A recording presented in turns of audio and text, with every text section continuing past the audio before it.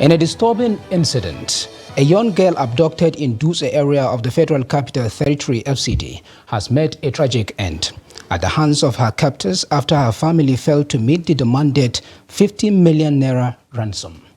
The victim, along with her two cousins and other residents, including her mother and three siblings, fell prey to abduction on Sunday, January 7, 2024 at Sagwari Layout Estate, Dutse. Sadly, the lifeless body of the young girl was discovered among 4 corpses of kidnapped victims dumped at Eda near Oshapa in Buari Area Council. Hassan Suleiman, a family member, revealed that the kidnappers initially demanded a ransom of 50 million for the release of the deceased and her two cousins. The tragedy unfolded when the family was unable to meet the ransom requirement. This chilling incident underscores the urgent need for enhanced security measures and concerted efforts to combat the rising menace of kidnappings in the region. Meanwhile, outrage on Sunday trailed the killing of one of the 6 siblings kidnapped on Tuesday night by bandits in Abuja. The siblings were kidnapped alongside their father Mansour Al-Qadriya from their home at Zuma 1 on the outskirts of Buari town in Abuja. The captors had released their father, asking him to go and get 60 million naira as ransom for the release of his daughters on or before last Friday. They later raised the ransom to 100 million naira, which they insisted must be paid by Wednesday.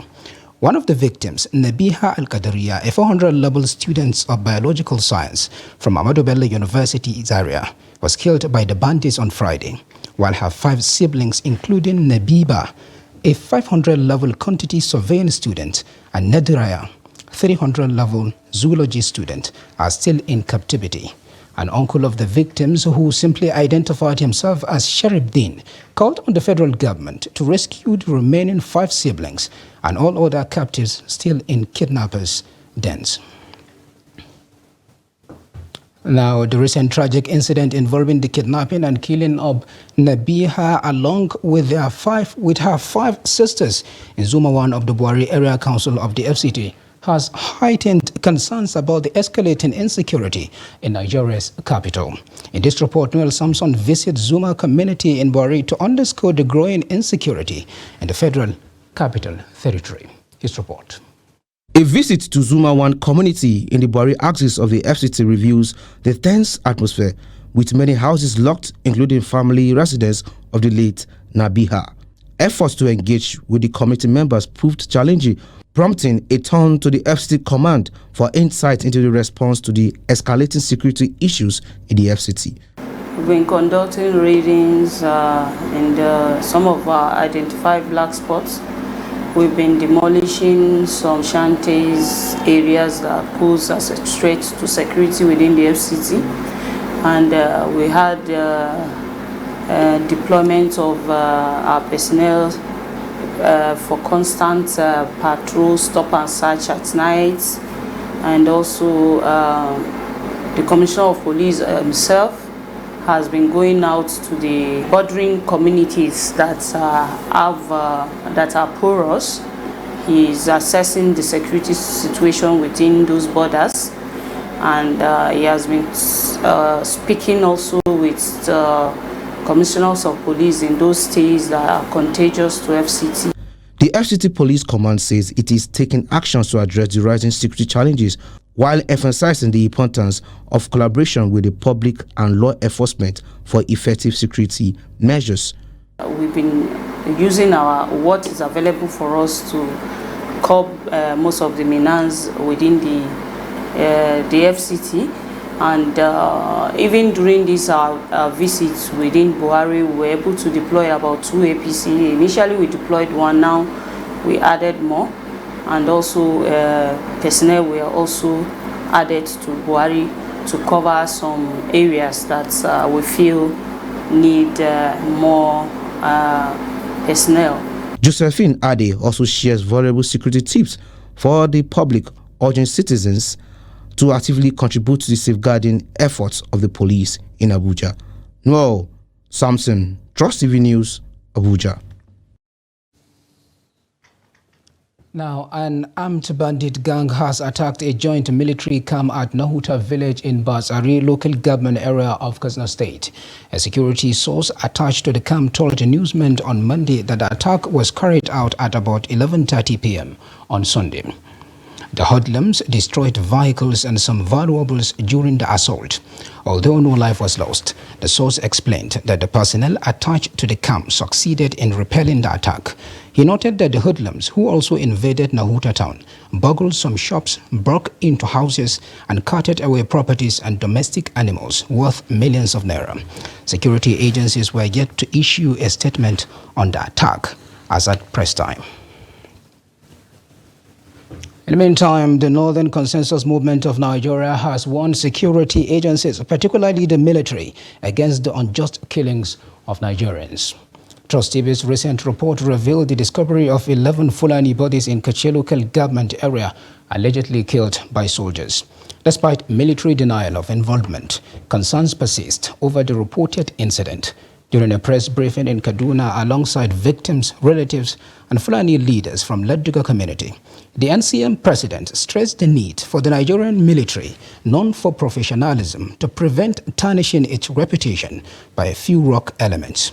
The movement called on President Bola Ahmed Tinubu to intervene by calling the military to order, while also imploring Fulani youth to remain calm and allow authorities to thoroughly investigate the incident. NCM President Awal Abdullahi spoke to us earlier on the development. The reality is that there is allegation of alleged military men seen going house to house, picking individuals and then shooting them aside. Then decomposed bodies found. Now, I said alleged because this thing is still under investigation. I know, like I said during my press conference, I know that the military are highly professional, most especially the Nigerian military. They are highly professional, well-trained, very disciplined, and also those who respect human life, human sanctity under the Constitution and the Charter of the United Nations. So I am still having my doubt if truly those that were seen in uniform are truly military men, because I know, like I said, the military knows their constitutional roles. They also know that it is not within the Constitution for them to just shoot on sight and on an armed person just seated by the side and coming to arrest the person and taking the person or group of people somewhere, and then all that was done was to find their body lying down dead.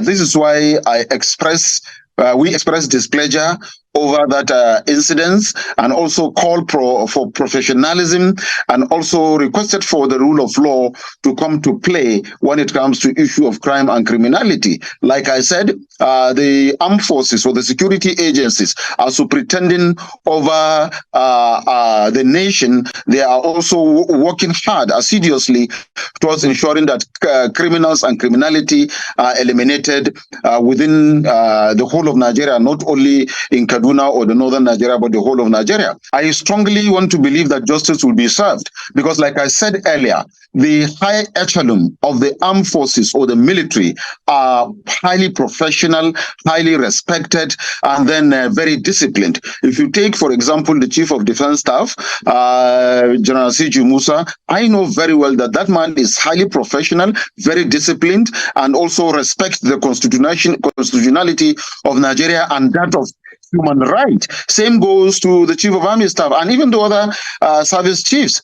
I know that they are selected based on merit, they are selected based on competence, they are selected based on professionalism, they are selected based on their human communication, as well as the value for human life. In the meantime, President Bola Ahmed Tinubu has performed the wreath-laying ceremony with other dignitaries to mark the 2024 Armed Forces Remembrance Day celebration in Abuja. All service chiefs led by the Chief of Defense Staff, General Christopher Musa, and heads of other security agencies, among others, also took part in the ceremony. The program, which is organized yearly to commemorate Nigeria's fallen heroes, also witnessed other activities such as prayers, gun salutes, and the releasing of pigeons at the National Arcade Eagle Square, Abuja. In attendance to witness the ceremony were members of the Federal Executive Council, members of the Diplomatic Corps, and other dignitaries across the country. State governors and other dignitaries also performed several rites to mark the day. The wreath-laying ceremony involves the placing of flowers at the memorial site. In the military, this is done at the tomb of the unknown soldier, and this solemn ritual has continued to be observed globally till date. Distinguished guests, ladies and gentlemen, please happy viewing.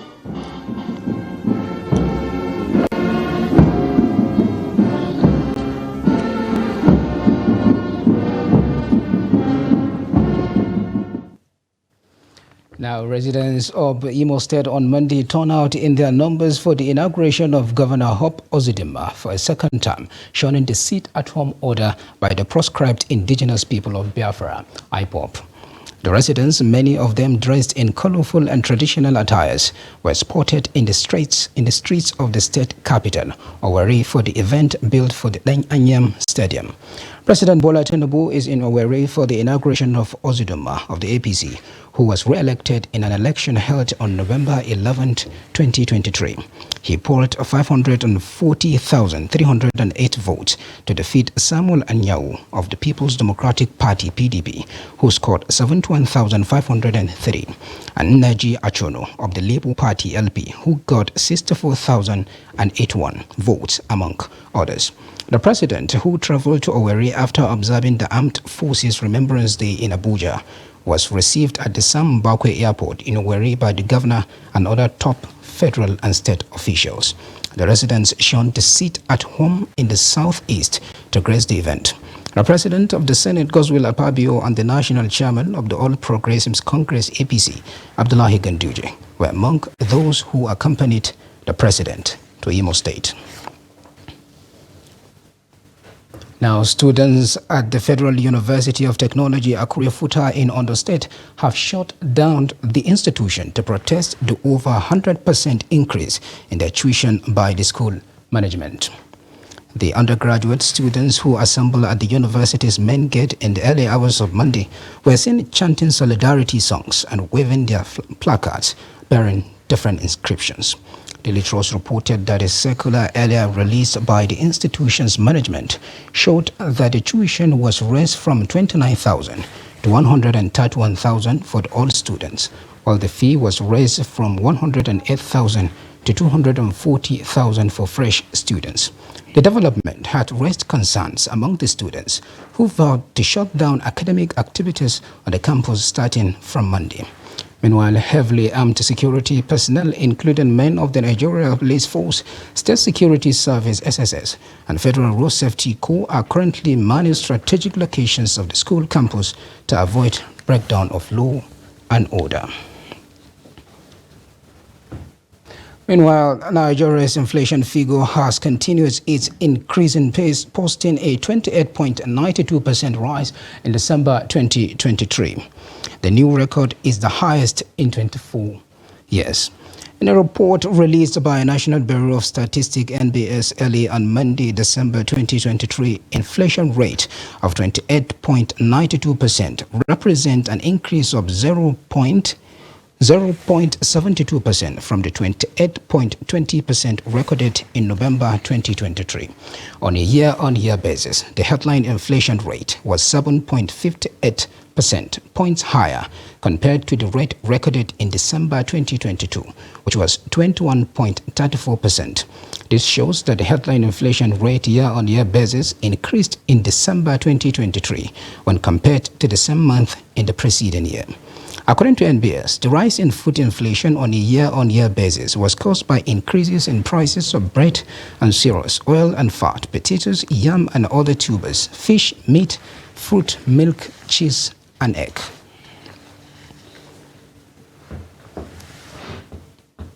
You're still watching News Update on Trust TV. Coming up ahead. Movie streaming services take over cinema patronage in Kano. Details of that and more after the break. Do stay with us. Welcome back. If you are just joining us, this is the News Update on Trust TV. And here is a recap of some of our top stories. Kidnappers kill another young girl abducted in Abuja. An Imo resident shown sit at home turn out en masse for Ozodima's inauguration. Now to more stories. Kano cinemas, once known for hosting a series of activities and accommodating people from different backgrounds, are now living in shadows of their former selves. The cinemas are struggling with low patronage because of availability of films on mobile phones and videos on demand streaming services provided on the internet. In this report, Salim Ibrahim chronicles the rise and fall of cinema culture in Kano. Take a look. The few cinemas that are still left in operation are now struggling with the lowest air patronage amidst rise and availability of mobile phones and internet connectivity. The few cinemas in operation now look very old, unkept and barely managed, as both building, seats and other things attached look very old and out of shape, dusty and tattered. Marhaba Cinema is one of the first cinemas in Nigeria located in Kano. It was built during the early 80s and it was the first cinema to be airing movies at that time. Although many advanced and improved cinemas have taken over, Marhaba Cinema will always be remembered as an iconic cinema in the history of Kano. However, the memories created at Marhaba by many, it is now standing as just a building that can be best described like a graveyard or an abandoned farm far from a village settlement. Though in the midst of many buildings and a market by the side, it could only be identified and related by those who knew it before. Marhaba Cinema was shut down more than 10 years ago, and currently it has been sold to an individual who has no intention of reviving it. The building is still standing with old padlocks glued to the doors and the surrounding taken over by weed.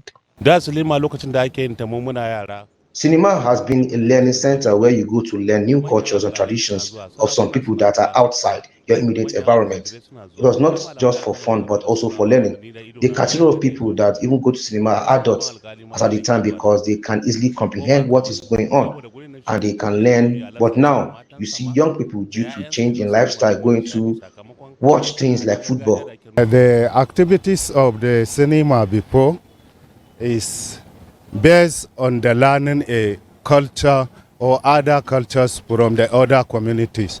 That is why you see in most cases, you see the elder people used to enter the cinema because they enter not to learn the bad thing.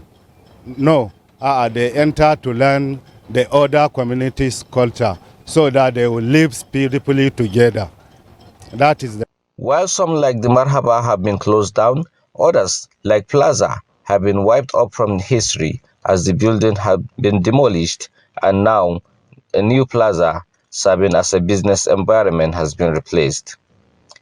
El Dorado and Queens Cinemas, all located in Sabongari area of Fage local government, are struggling to keep afloat despite the huge decline in patronage. The only patronage that keeps the places alive is football matches that are shown almost on a daily basis. However, they still lack customers to come in. It was booming, bustling before now. Everything has gone down. What we are getting mostly now is from watching football. The market is no more. Honestly, as you know, almost everything has changed. I can always remember how it was before. Cinema is a place you go for lecture. When we were young, we used to see very influential and highly placed individuals going to the cinema. You will see judges, royal and traditional leaders, religious leaders, all going there. You will see a whole household led by their father coming to watch films and shows because there was a lot to learn from there. But now there is nothing like that. When asked about patronage from producers of films and other shows, he highlighted that the decline in the culture of coming to cinema has contributed to the loss of confidence from producers as they don't make their business or money back. Salim Umar Ibrahim, reporting for Trust TV. Now, as more multinational companies exit Nigeria over exchange rate volatility, economists and other investment analysts fear that more businesses may face similar fate as the amount of banks' deposits with the Central Bank of Nigeria, CBN, otherwise known as Cash Reserve Ratio, CRR, soared by 45.51% in the 9 months of 2023. Financial analysts and economic experts have emphasized that the high CRR in Nigeria, one of the global highest, will constrain economic growth as it denies companies access to credit and raises the cost of credit. Citing the impact of high cash reserve requirements, debit on banks' ability to lend to the manufacturing sector, they charged the new leadership of the CBN to put machinery in place to stabilize the exchange rate, as well as the fiscal situation to lower the CRR and ease its debilitating impact on the economy. Mandatory reserve deposits represent a percentage of the customer's deposit that are not available for use in the bank's day-to-day operations and must be kept with the CBN. The amount, which is based on qualified assets, is determined by the CBN from time to time and is non-interest bearing. And now away from Nigeria, Burkina Faso's former chief of staff of the Gendarmerie, Lieutenant Colonel Everard Somba, who was sacked in October, has been abducted from his home by unidentified armed men. According to security sources, the gunmen sealed off the neighborhood and surrounded his home before taking him. Somba was sacked a week after 4 police officers were detained on suspicion of involvement in a plot against state security, which the ruling military regime said they had failed. A respected officer, Somba had been in the post since February 2022, but saw his position weakened by the arrest of the 4 officers, who included 2 close associates. Last month, he was interviewed by the military justice system as a witness as part of an inquiry into the alleged plot. An administrative tribunal published an order for his release in November, but his family says he has still not been freed. And now finally, on sports news, head coach of Nigeria men's handball senior team Rafiu Salami has announced his final 16-man squad for the forthcoming African Cup of Nations in Cairo, Egypt. The 26th African Men's Handball Championships will be held from 17th to 27th January 2024 in Egypt. The list consists of 3 goalkeepers, 9 defenders, 5 midfielders, and 8 forwards. The Golden Arrows will kick off their quest and will take on Angola on Wednesday, 17th January in their first match of Group D, before further clashes with Tunisia on January 19th and Kenya on January 21st. And with that, we have come to the end of Trust News Update. Do not forget to follow us across all our media platforms and our YouTube live stream for more news, programs, and documentary. I am Abdurrahman Omar. Thanks for watching. Bye for now.